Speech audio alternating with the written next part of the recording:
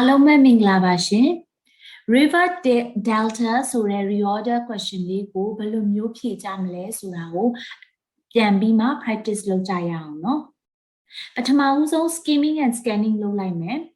changes river deltas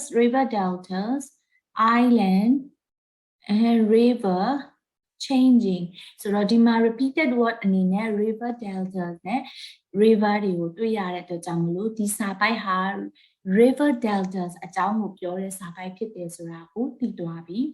ဒါပြီးရင် topic sentence ရှာမယ်စာကြောင်းတစ်ကြောင်းချင်းစီကိုဖတ်ကြည့်မယ် The changes in China's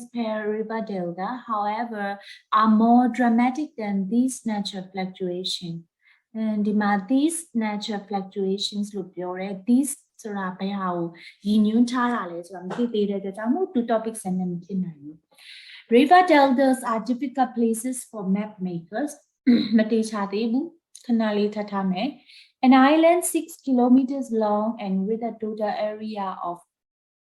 1248 hectares is being created there ဒီမှာလည်း there ကိုပြောတယ်ပေါ့နော်ဘယ်ဟာကိုညွှန်းတာလဲမသိဘူးဆိုတော့ဒါလည်းမဖြစ်နိုင်ဘူး The river builds them up the sea wears them down their outlines are always changing ဒီမှာလည်း build them up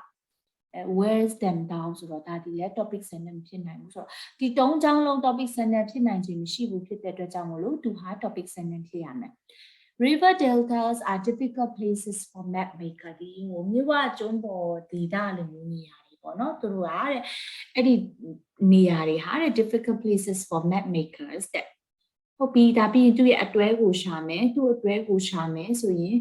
river deltas ပဲပြောသေးတယ် changes တွေမပြောသေးဘူးဒီဟာမဖြစ်နိုင်ဘူး an island မဖြစ်နိုင်ဘူး the river build them up ဒီဟာဖြစ်နိုင်တယ်เนาะ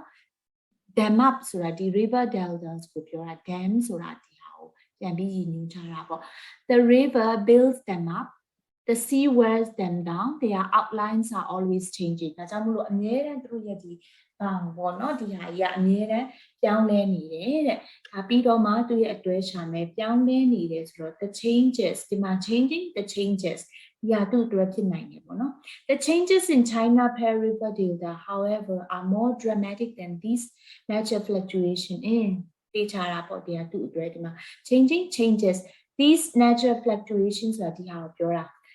build them up လုပ်လိုက်တယ် wells them down လုပ်လိုက်တယ်ဆိုတာဒီဟာ fluctuation ဖြစ်နေတဲ့ဥစ္စာပေါ့နော်ဒီဟာကိုပြောချင်တာဆိုတော့ဒီ these natural fluctuations ဒီ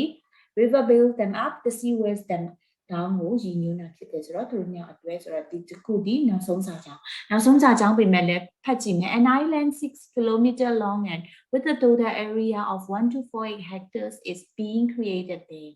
ဆိုတော့ဒီဥစ္စာဒီ being created there ဆိုတဲ့ဥစ္စာဒီ China's river data ကိုရည်ညွှန်းထားတာဖြစ်တယ်ဆိုတော့ဒီလိုစဉ်းစားပြီးမှဖြေမယ်ဆိုရင်လွယ်ကူကူလေးနဲ့ဒီreorder ကိုဖြေနိုင်မယ်လို့မျှော်လင့်နေဟုတ်ပြီဒါဆိုရင်ဖြေကိုစစ်ကြည့်မယ်